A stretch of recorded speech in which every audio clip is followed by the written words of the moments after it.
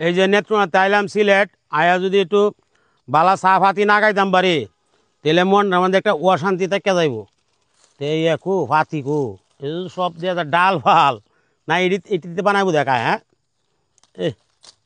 বিসমিল্লাহ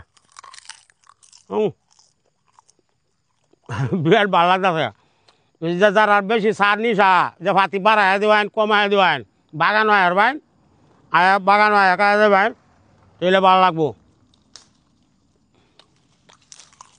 কেলে অত চা খাওয়া ফাতি খাই গা বিরাট ভালো লাগতে বুঝো ফাতি পাইলাম না ফাতি বোধহয় মেশিন দিয়ে বানালে গুঁড়া হয়ে যায় মনে হয় আচ্ছা যাই হোক আর এইটার থেকে ওই লোক মূল ফাতিটা উৎপাদন হয়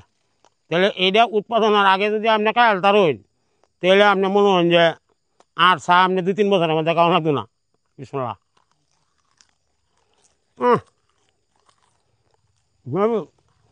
বিরাট ভালো লাগছে খাই যে